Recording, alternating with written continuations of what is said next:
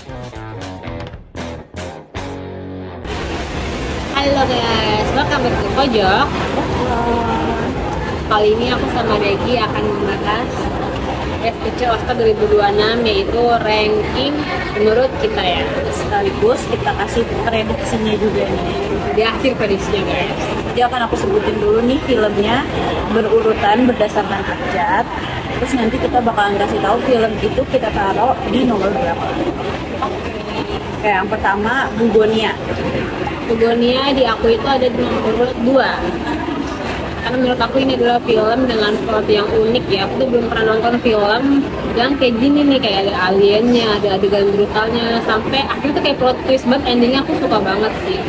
Ini nomor 2 di list aku. Oke, kalau aku nomor 7. Sebenarnya aku suka banget tadi sama Bugonia, tapi aku izin ya. Aku tuh tim yang sama endingnya abu-abu aja. Aku paham poinnya, paham maksudnya, tapi tetap bukan itu yang aku inginkan aja gitu. Jadi kamu kayak tim yang kurang suka karena endingnya kayak gimana gitu ya? Iya, kayak lo jadi beda genre. Aku sukanya tuh Itu malah kayaknya itu malah sedikit gitu gak sih? Iya jadi sih, kayak bikin kayak pokoknya menurut aku ya. paham sih, jadi maksudnya manusia itu sudah nggak bisa diselamatin Iya, itu, tapi aku pikir ya ini thriller psikopat pada umumnya gitu. Aku expect ke situ, dan emang aku sukanya yang gaya-gaya begitu kan. Makanya aku bilang aku abu-abu, aku paham maksudnya, cuman enggak ini Kamu nggak aja. terima ya, nggak terima Nggak sama terima, akhirnya. iya, nggak terima Endingnya sama kayak menurut kamu kayak gitu ya, dengan kayak gini deh endingnya gitu. Udah, aku suka banget. Kalau misalkan endingnya nggak gitu, mungkin aku bakalan naruh di atas nih. Lanjut ke urutan nomor 2, F1. Kalau dari aku apa itu adalah nomor 1. Kita karena pribadi banget ya suaranya ya. Jadi menurut aku tuh ini adalah film yang aku banget, yang sangat satu kayak linear gitu dari awal sampai habis tuh nggak ada yang bolak-balik alur. Aku suka juga sama Brad Pitt pemainnya, kayak udah ngefans juga, jadi kayaknya ini memang bener-bener udah selera aja guys. Ini tuh bener-bener kayak fokus banget, jadi itu emang bener-bener kayak buat balapan aja, jadi nggak ada yang aneh-aneh lainnya gitu loh. Jadi ini oke banget menurut aku. Aku nomor 10. Karena aku berat hati menaruh F1 di nomor 10. Karena aku suka banget sebenarnya sama color gradingnya, soundtrack, scoringnya tuh aku suka. Terus juga jalan ceritanya oke. Cuma dia kan action blockbuster gitu ya. Dan menurut aku jadi film-film yang lainnya lebih kuat aja secara alur dan plot, secara impact. Bukannya dia jelek, tapi kan aku lebih suka sama yang lain. Lanjut, nomor 3, Frankenstein. Kalau menurut aku ya ada di list nomor 8. Karena menurut aku ini tuh kayak terlalu lemah gitu loh, dari segi cerita juga kayak kurang menarik. Ini selera ya, selera banget nih. Aku tuh kurang suka sama film-film yang pace-nya kayak lambat, terus kayak ada yang terbagi-bagi part-part gitu loh. Menurut aku tuh kayak jadi kurang menarik gitu menurut aku. Kalau aku Frankenstein di nomor 9. Sebenarnya aku merasa lebih entertain pas nonton F1 daripada Frankenstein. Tapi menurut aku impact sama alur plotnya itu lebih bagus, lebih kuat di Frankenstein. Makanya aku naruh dia di nomor 9. Jalan ceritanya tuh oke. Kita paham maksudnya gimana, bagus. Cuman menurutku daripada yang lain dia paling boring aja. Aku taruh dia di nomor 9, walaupun aku tetap suka ya, bukan karena aku suka. Lanjut ke 4, yaitu Hamnet. Kalau aku ini masuk ke dalam top 5 ya, itu di nomor 5. Menurut aku dari segi plot, casting, script, sampai kostum tuh aku sebenarnya suka. Tapi karena ini masuk ke dalam list film yang pace-nya lambat, terus kayak aku tuh kurang suka film-film yang sedih-sedih kayak hampa gitu. Makanya ini masuk ke dalam top 5 aku di nomor 5. Kalau aku Hamnet Putri di nomor 3. Aku suka banget lagi filmnya, semuanya, sinematografinya, alur, plot, inti ceritanya, dialognya, skripnya aku suka banget. Scoringnya juga bikin aku merinding, bikin aku sedih. Bahkan kayak kalau aku sekarang dengar cuplikannya di sosmed, dengar scoringnya, aku pengen nangis lagi. Aku suka banget film itu. Terus aku suka karena dia nggak over dramatic. dia mengenai grief tapi nggak dibikin terlalu lebay, jadi bener-bener realistis. Iya masih. Sampai ke endingnya aku suka banget. Kita lanjut ke film nomor 5 yaitu Mati Seperti. Kalau dari aku film ini adalah top 5 aku ya, nomor 4. Karena aku suka banget lagi sama perjalanan si Marty ini, kayak seru aja gitu dia. Dari mulai ada aja tingkah lakunya, sampai gimana cara dia menghadapi orang-orang, problem solvingnya yang aneh-aneh, bikin ajaib itu. Pokoknya ini film yang super fun banget untuk ditonton. Aku Mati Supreme nomor 5 aku suka karena konfliknya banyak, terus ada karakter developmentnya, ada bagian yang harus intens dibikin intens sebagus mungkin. Aku suka acting pemainnya juga aku suka. Pokoknya oke, jadi aku naruh dia di nomor 5 karena aku lebih suka aja film yang di atasnya. Nomor 6 ini nih, jagoan banyak orang nih, One Battle After Another. Kalau dari aku nih mohon maaf banget nih, karena emang ini selera ya, preferensi orang beda-beda. Ini masukin nomor 9 dari aku. Karena aku tuh kurang suka film-film yang berbau politik pertama. Terus untuk menurut aku tuh kayak terlalu rusuh dan terlalu rame gitu loh. Kayak aku tuh nonton itu kayak pusing, berantem mulu, tiba-tiba ketemu orang tembak-tembakan gitu. Dan aku tuh sebenarnya kurang suka sama film-film gitu. Ini preferensi ya, selera aja ya. Aku yang lain sebenarnya bagus banget ya, ada juga Leonardo DiCaprio, tapi aku kurang suka karena emang alurnya dan plotnya kayak bukan aku banget. Kalau aku One Battle After Another itu ada di nomor 4 karena aku suka film gini yang emang lebih ke menonjolkan permasalahan utamanya. Aku suka sih jalan ceritanya, terus kuat aja gitu, strong, makna ceritanya tuh strong, impactful juga. Dan acting pemainnya sih banyak juga kan yang masuk nominasi Best Actor, Best Supporting Actor, Best Supporting Actress, dan bagus tuh. Pokoknya aku suka banget film ini, menurut aku filmnya powerful aja gitu. Iya sih. Berikutnya Sentimental Value. Kalau dari aku ini masuk di list aku nomor 7 karena ya lagi-lagi ya preferensi aku tuh kurang suka sama film-film yang pace-nya lambat, kemudian kayak terlalu sedih dan terlalu kosong.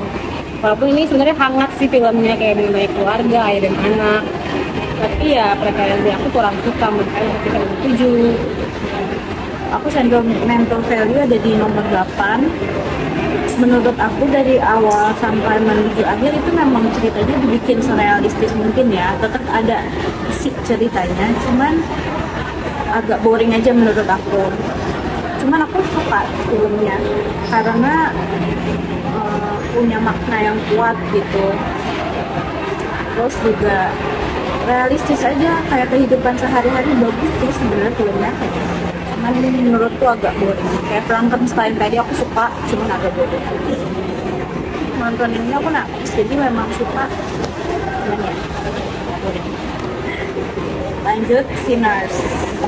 Sinners itu buat aku masuk ke top 3, yaitu di nomor 3. Karena menurut aku ini adalah salah satu film vampir yang oke banget ya, dari segi historical, terus dari segi plot, cast, dari script, scoring tuh ini udah paket lengkap banget, komplit dan bagus banget. Cuma karena aku lebih suka plot dari Bugonia dan subsetnya F1, makanya aku masukin ini ke nomor 3. Kalau aku Sinners nomor 1. Menurut aku dari segi acting, terus soundtrack ya, musik-musiknya, story, sinematografi, alur, plot, dialog, skrip aku suka Iya, semua banget. masih Sampai menurut aku ini udah film aku banget nih, thriller yang ada isi ceritanya gitu, bukan cuma perkara psikopat atau apa gitu. Oh, aku suka banget dah pokoknya. Ini menurut aku udah mantap. Cuman as much as I love Sinners, aku nggak memprediksi dia menang. Nanti kita ngomongin lagi yang ini di akhir. Berikutnya ada film dari Brazil yaitu The Secret Agent. Pada aku ini masuk ke nomor terakhir lagi, maaf banget ini last place ya, di aku itu nomor 10. Karena ya sama sih, sama kayak dari One Battle, aku tuh kurang suka film-film yang berbau politik. Terus ini kayak terlalu rumit gitu loh, kayak tiba-tiba ada di tahun segini, tiba tahun yang berikutnya itu mereka tuh nggak ada kayak kasih tau itu, nggak ada kasih tau kayak info gitu, kayak ini tahun segini menurut gue kita mesti cari tahu sendiri gitu. Iya, kayak ngebedain dari misalkan pas tahun sekarang Armando rambutnya lebih pendek, tahun yang lama lebih panjang. Menurut aku itu kayak kurang sih. Sebenarnya kitanya oke sih. Ada yang bagian-bagian aku suka juga ada, tapi menurut aku karena ini memang bukan referensi yang selera tuh, jadi mesti nomor sih. Kalau aku lumayan suka The Secret Agent, aku suka ya film crime gini, jadi aku naruh dia di nomor 6. Suka meskipun dia non linear, awalnya juga agak bingung memang. Tapi agak kelihatan ada detailnya yang bagus, jadi aku bisa tahu oh ini masa ini, kayak handphonenya tuh kelihatan ada disorot lah, tiba-tiba aku ngeliat tuh ada Android, ini bukannya film zaman lama, oh ternyata ini tuh flashback gitu. Jadi aku lumayan suka. Dan endingnya anti klimaks, tragis, tapi yang begitulah hidup gitu ya, gimana ya, aku suka banget. Apalagi di sini tuh banyak ngasih simbol-simbol dalam tanda kutip. Aku suka di situ aja ya. Jadi nomor 6 lanjut, terakhir produksinya Netflix, Trainwreck. Kalau menurut aku ini ada di peringkat nomor 6 ya, karena walaupun dia pace-nya lambat dan hampa dan kosong, cuma aku tuh suka kan mereka tuh kayak fokus gitu loh, fokus ke cerita tentang satu orang ini. Jadi aku itu jadi kayak enak gitu, walaupun alurnya kayak ya, ada naratornya. Tapi itu oke, kita jadi ngerasa kayak oh jadi gini nih, dia dari kecil kayak gimana si pemeran utamanya sampai dia akhirnya dewasa, punya keluarga yang bikin apa-kenapa, itu benar-benar runtut banget sampai akhirnya tuh endingnya tuh begitu gitu. Jadi aku suka karena filmnya kayak gitu.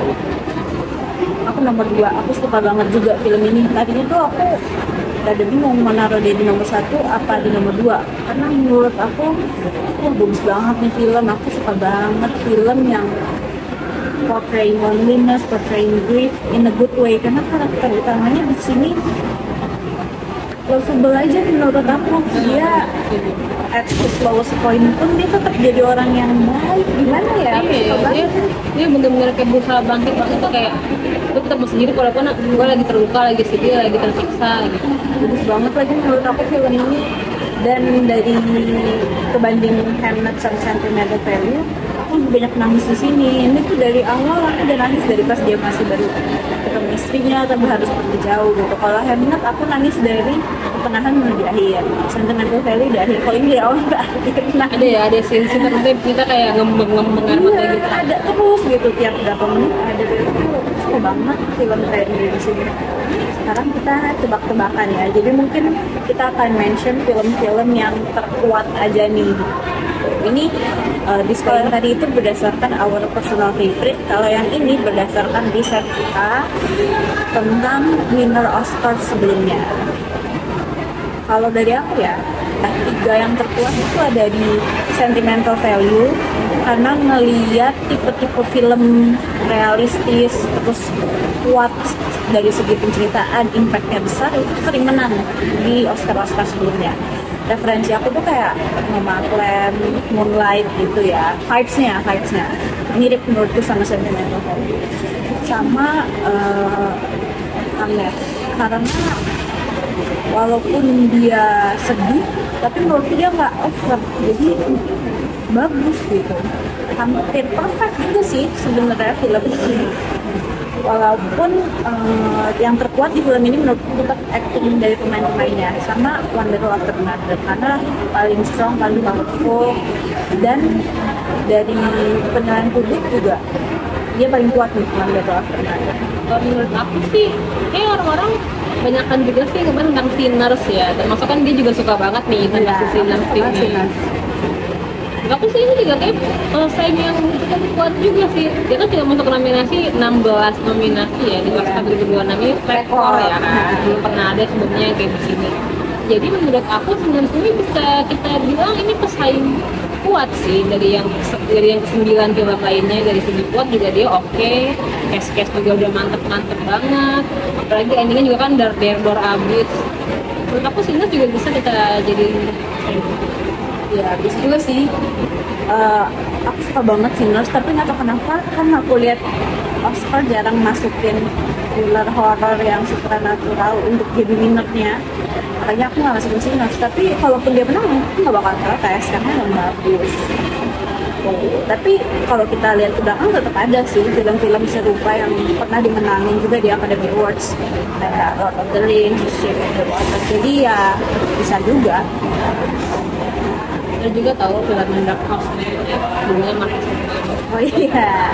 Nah, kali Iya, ini juga benar. udah kayak banyak juga sih yang ngomong-ngomongin kayak ini jagoan aku tuh Marcus Supreme nih kayaknya bakal menang gitu. Karena emang dari segi plot itu unik ya, kayak kita tuh kayak ngikutin dia walaupun dia kayak biografi tapi sebenarnya nggak biografi asli banget. Cuman tuh dari segi alur tuh kayak ada aja. Terus case juga kan umat Islamnya gitu, kayak siapa yang nggak tahu dia, kayak dia nggak terlalu dia nggak lucu banget. Habis itu dari segi scoring dan script juga bagus sih. Iya ya, make sense. Marcus Supreme bisa juga menang karena emang ya dia film festival dan juga banyak masuk di nominasi atau bahkan jadi pemenang di awards lain sih, bisa juga memicu supaya dia jadi menang di Oscar masuk. Berarti gini ya penilaian kita, kalau dari segi film-film yang sering dimenangin sama Oscar sebelumnya di Best Picture itu ada Sentimental Value sama One Battle After Another ya, karena strong dan impactful. Tapi kalau misalkan kita ngomongin film yang Dari segi nominasi dari Oscar, segi nominasi Oscar, kayaknya Sinners juga bisa kita jadiin gitu ya, salah satu listnya ya. Soalnya selain dia banyak banget masuk nominasi, ini juga dari segi plot itu juga kuat. dia sih seru banget lagi film. Sama kalau kita ngomongin yang kemungkinan jadi dark horse, Marcus Supreme.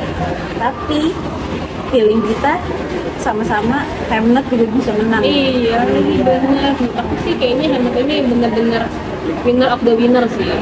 Lalu dia tuh bener-bener kayak pemenang-pemenang Oscar yang sebelumnya kayak Iya, oh Oppenheimer ya. gitu loh. Dia kan juga biografi juga kan, dan dia menang karena memang plotnya itu kurang lebih sama kan, kayak tentang kehidupan pemeran utamanya itu gitu.